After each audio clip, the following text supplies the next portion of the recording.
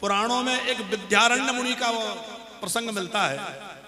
विद्यारण्य, उन्होंने गायत्री के 23 पुरुष चरण किए। एक पुरुष चरण में कितने गायत्री जप होता है? 24 लाख गायत्री मंत्र जप करने से गायत्री का एक पुरुष चरण होता है। 23 पुरुष चरण उन्होंने कर लिए, लेकिन भगवती गायत्री ने उनको दर्शन नहीं दिया। और जब दर्शन नहीं हुआ तो मन में लगा कि अरे इतने दिनों से मैं लगा हुआ हूं, पूरा जीवन जप करते निकल गया, अब तो ये छोड़ करके मैं संन्यास ले लूंगा। और जैसे ही उन्होंने संन्यास की दीक्षा ग्रहण की, तुरंत उनके सामने भगवती गायत्री प्रकट हो गई।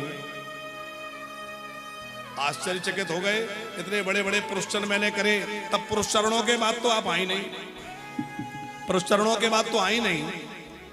और आज जब मैंने पुरुषचरण छोड़ करके संन्यास ले लिया तो आज आप आ गई।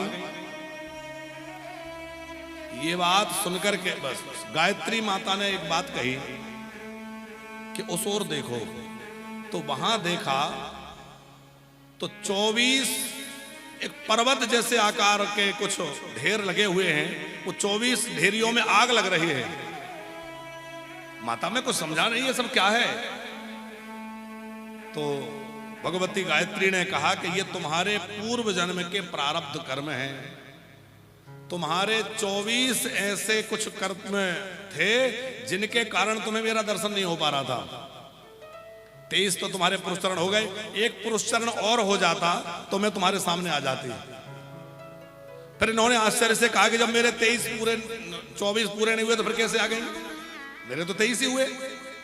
तो उन्होंने कहा कि जैसे ही तुमने दीक्षा ग्रहण की तो दीक्षा ग्रहण करते ही तुम्हारे को एक पुरुषचरण का फल प्राप्त हो गया।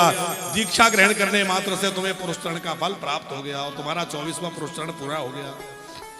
पंकज जी, बात समझ में आ रही है?